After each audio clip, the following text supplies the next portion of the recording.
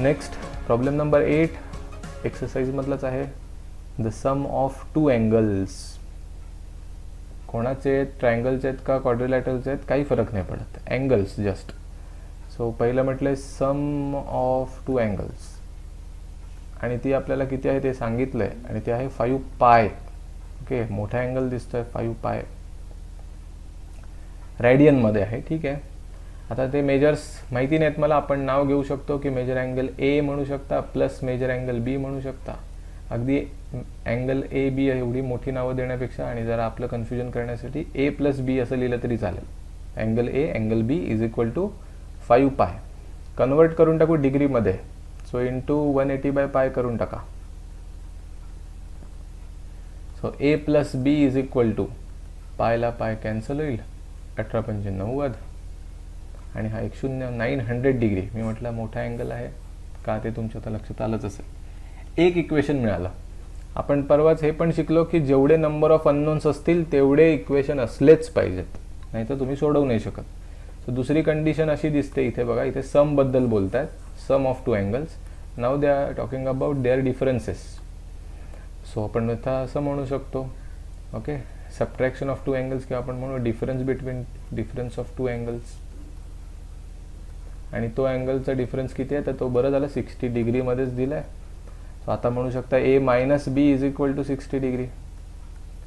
Just झालं. दोन equations, दोन अननोन्स. 10वी chapter number 1 linear equations in 2 variables. You can solve them. Solving म्हणायचं फक्त. Okay, just write down these two equation. A plus B is equal to 900 and A minus B is equal to 60. Just add them. A plus A अधिक A 2a आणि बी plus minus शेवटी मायनसच होणार. थोडक्यात बी minus बी गेले cancel. आणि हे इकडे बेरीज करायची आहे, सगळीकडे बेरीजच करतोय आपण. 900 अधिक 60 960. 2a इज इक्वल टू 960 जर असेल तर मग आपल्याला ए मिळेल की जस्ट 2 ने डिवाइड करायचं आहे. 960 डिवायडेड बाय 2. सो 2 ने डिवाइड केल्यानंतर 4 8 16 480 डिग्री. आता दुसरा अँगल काढायचा असेल तर माझी मदत लागेल असं मला वाटत नाही. तुम्ही काय करू शकता, जस्ट ही व्हॅल्यू इधर इक्वेशन 1 मध्ये टाका ऑर 2 मध्ये टाका, कुठेही टाका, काही टेन्शन नाही. सपोज म्हटलं तुम्ही putting in equation number 1 just एवढं लाईन म्हणायला हरकत नाही, तर तुम्हाला मिळेल 480 plus B is equal to 900. मग बी काढायचं असेल तर बी इज इक्वल टू तुम्हाला जस्ट हा 480 तिकडे जाऊन वजा करायचा आहे. 900 मायनस 480 तुम्हाला उत्तर मिळून जाईल 420 डिग्री. सो आपल्याला दोन अँगल काढून दाखवणं गरजेचं होतं, ते आपण काढून दाखवले. एक आता ए 480, दुसरा बी आहे 420. जर आता पुन्हा एकदा प्रॉब्लेम वाचा की ते रेडियनमध्ये हवं आहे ना का डिग्रीमध्ये, चालेल डिग्रीमध्ये हवं आहे तर ते बेटर आहे. झालं काम. येस, इथे प्रॉब्लेम संपला. नेक्स्ट टाईप आहे तो कॅल्क्युलेशन ऑफ एक्सटिरियर अँगल आहे. आणि एक्सटिरियर अँगलचं कॅल्क्युलेशन जर तुम्हाला करायचं असेल तर तुम्हाला त्यांच्यातलं रिलेशन माहिती पाहिजे. What is the relation between exterior angle and number of sides. Okay, यांच्यातलं तुम्हाला रिलेशन माहिती पाहिजे. या दोघांमध्ये काय आहे आणि दोघांमधला काय फॉर्म्युला आहे. सो एकदम सिंपल आहे. एक्सटिरियर अँगल काढायचा असेल तर जे एंटायर आपण म्हणतो सेंट्रल ॲक्सिस, सेंट्रल अँगल जो असतो दॅट इज 360 डिग्री, त्याचे तुम्हाला n नंबर ऑफ डिव्हिजन्स करायला लागतात, n. So 360 divided by n केलं की तुम्हाला अँगल मिळतो. आता what is n? n means number of sides. So मी असं लिहितो वाटल्यास 360 degree divided by number of sides. Okay, so for example अगदी जर आता बोलायचं झालं तर आपण क्वाड्रिलॅटरलपासून बोलू, स्क्वेअर क्वाड्रिलॅटरल. ओके, त्याच्यासाठी जर बोलत असू तर आपल्याला एक्सटिरियर अँगल काढायचं असेल तर 360 degree divided by number of sides. स्क्वेअरला 4 असतात म्हणून डिवायडेड बाय 4 करेन की आपल्याला मिळेल एक्सटिरियर अँगल. दुसरं असं पण लक्षात ठेवू शकता की sum of all the exterior angles is equal to 360 degree. हे पण लक्षात ठेवा. Question number 13. The problem is for interior angle and calculation of exterior angles. पहिल्यांदा एक्सटिरियरकडनं जायचं आपल्याला इंटिरियर अँगलकडे. आता याच्यात एक आणखीन रिमार्क वापरायला लागेल, तो नंतर बघू. पहिला pentagon. Okay, so first problem for pentagon, number of sides is equal to how much. त्याच्यासाठी आपण एक स्मॉल लेटर वापरूया, n is equal to 5. Therefore exterior angle, आणि एक्सटिरियर अँगल काढायचा असेल तर काय फॉर्म्युला आहे तो आत्ताच आपण बघितला, 360 degree divided by number of sides. मग या फॉर्म्युलाप्रमाणे 360 degree divided bye 5. Okay, because number of sides n ची व्हॅल्यू 5 आहे. सो 72. सो एक्सटिरियर अँगल मला मिळाला 72. आता प्रॉब्लेम काय आहे की इंटिरियर कसा काढायचा, तर ते तुम्हाला चांगलं माहिती आहे की सपोज हा पेंटॅगॉनचा आतला भाग असेल, इकडचा भाग हा इनर साईड असेल. ओके, इनसाईड, आणि हा भाग एक्सटिरियर असेल, तर इकडचा अँगल 72 असल्यावर आतला अँगल आपण काढू शकतो, because they form linear pair, right. So आपण असं म्हणू शकतो exterior angle plus interior angle is equal to 180 degree. So हा रिमार्क पण लक्षात ठेवा, बॉक्स करून ठेवा, त्याला मार्जिनमध्ये लिहून ठेवा, प्रॉब्लेमसाठी उपयोगाचा आहे. एक्सटिरियर अँगल आता तुम्हीच काढून ठेवला आहे 72 डिग्री, प्लस इंटिरियर आपल्याला काढायचं आहे. Okay, so is equal to 180. आणि मग हा 72 तिकडे जाऊन मायनस होईल आणि आपल्याला उत्तर मिळेल interior angle is equal to 180 degree minus 72. Okay, so आपल्याला फायनली इंटिरियर अँगल पण मिळाला, is equal to 108, right. So we got both interior angle and exterior angle. Okay, now they are not happy with only degree, त्यांना radian पण पाहिजे. So convert them into radian. Okay, so याला फक्त multiply करा 72 into pi by 180.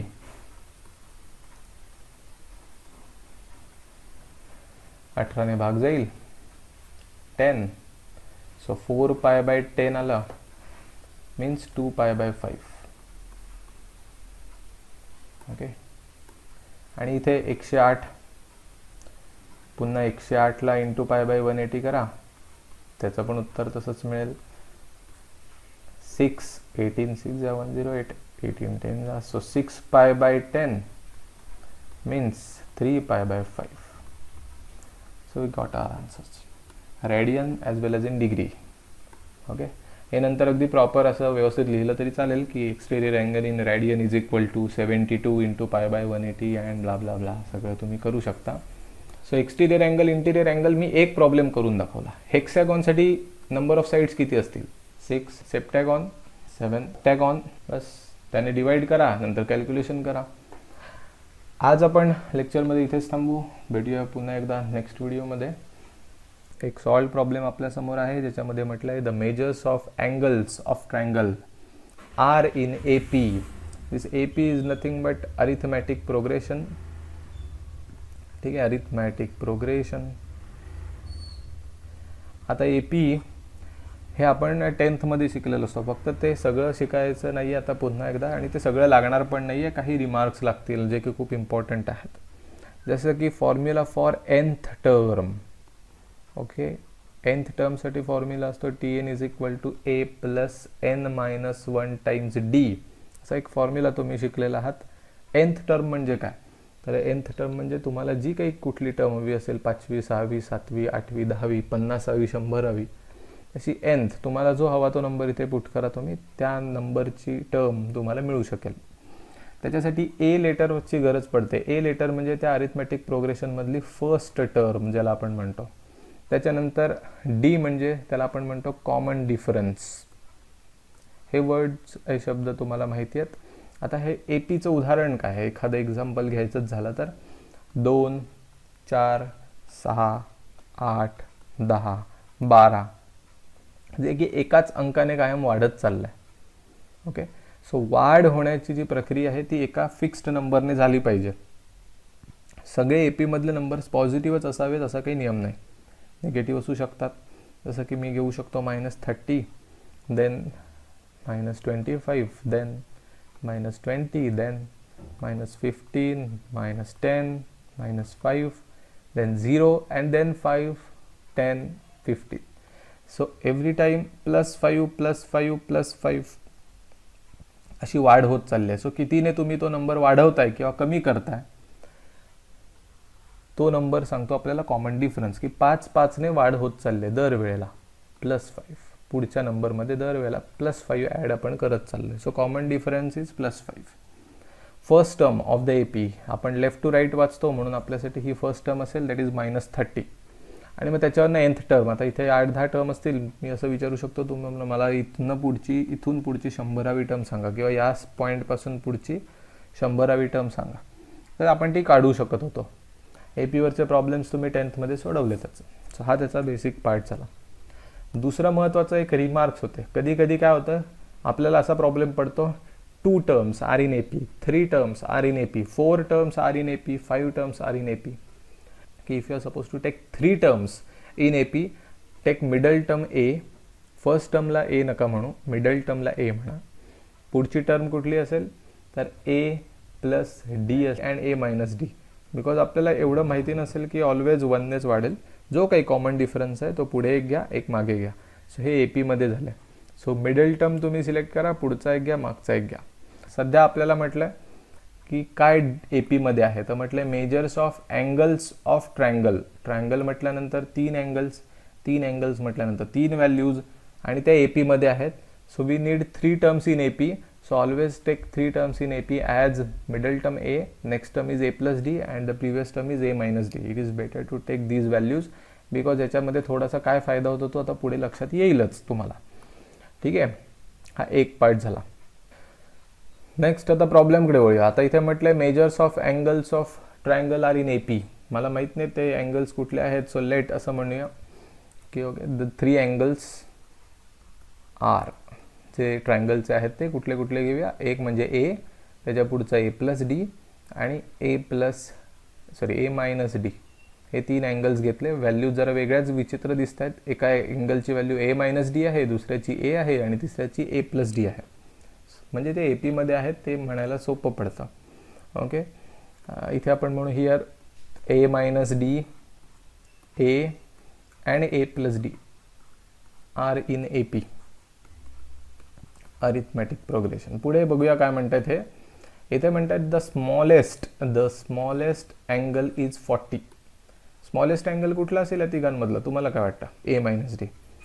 So इथे आपण म्हणू शकतो हिअर स्मॉल अँगल किंवा smallest angle is equal to 40.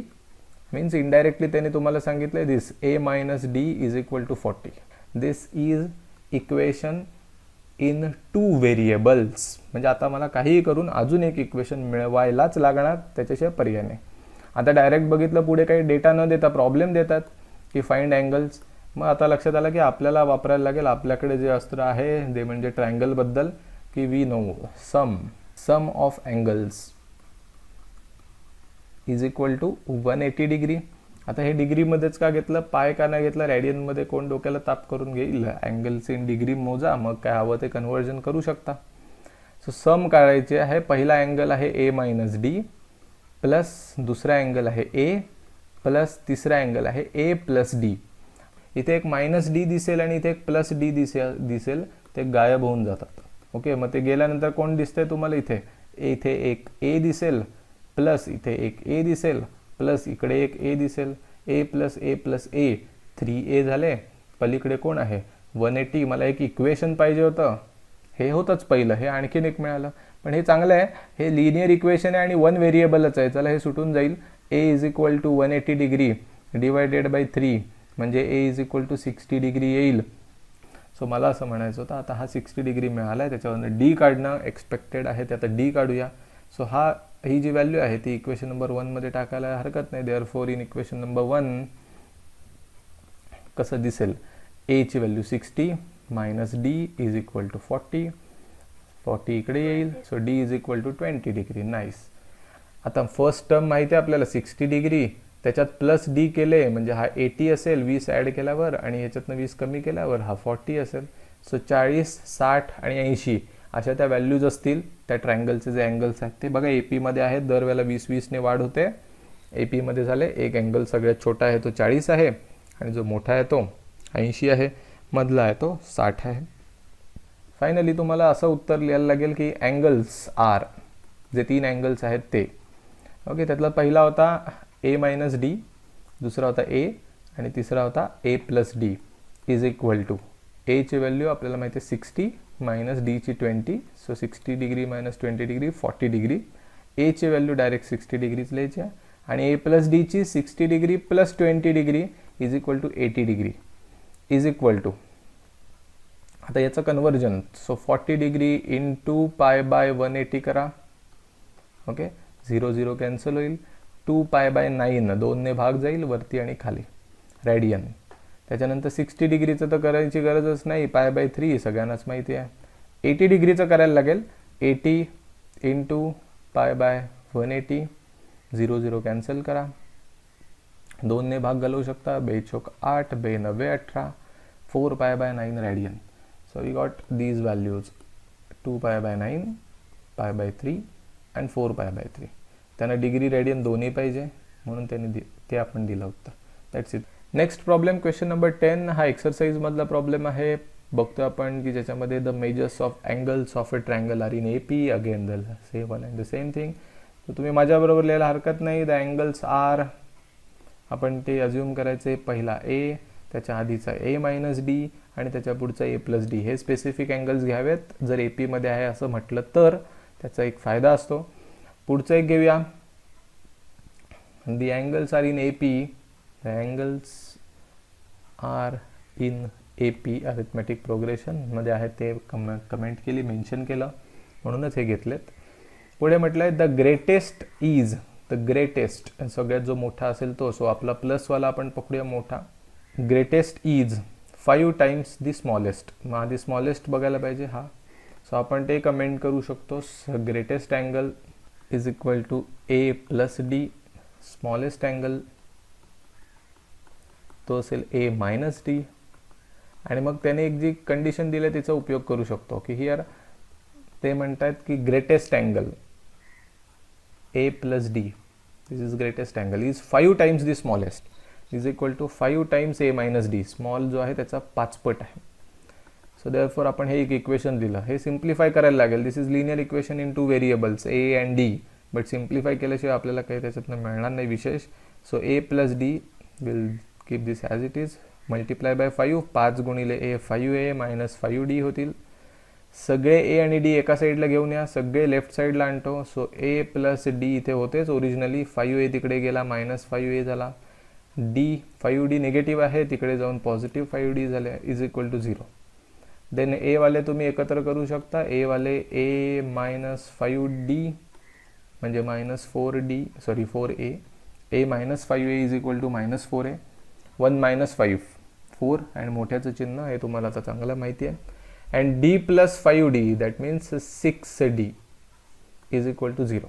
You can keep this equation as it is or you can simply divide by 2, कारण दोघांनाही 2 ने भाग जातो. इथे 0ला तर काय आपण कधी 2 ने डिवाइड करू शकतो. सो मायनस 2a प्लस याला 2 ने डिवाइड केल्यावर 3d झाला इज इक्वल टू 0. हे just to keep equation simple form, एवढंच त्याचं पर्पज आहे. 2 ने डिवाइड कराच असं काही नाही. एक इक्वेशन मिळालं, आपण अडकलो, एका इक्वेशनने काही हे सुटणार नाही. 2 अननोन्स आहेत, 2 इक्वेशन पाहिजेतच. सो एक डेटा जो मला या ट्रायंगल नावावरनं माझ्या डोक्यात आधीच सुरुवात झालेली होती तो मी लिहू शकतो की we have sum of angles, sorry 180 degree. आणि आता सम ऑफ अँगल्स आपण करू. पहिला अँगल आहे ए मायनस डी, दुसरा अँगल आहे ए आणि तिसरा अँगल आहे A plus D is equal to 180 degree. इथे पॉझिटिव्ह डी, इथे negative D, D minus D गेले. A plus A, always A plus A is equal to काय होणार आहे 3a is equal to 180 degree. A is equal to again 60 degree. मग अशी पण 60 आलं होतं, आता पण 60 आला, येणारच ते. आता ए एकदा 60 आला की तुम्ही इक्वेशन नंबर 1 मध्ये टाका आणि सिम्प्लिफाय करा, तुम्हाला उत्तर मिळेल. डी किती आहे तो तुमच्या लक्षात येईलच.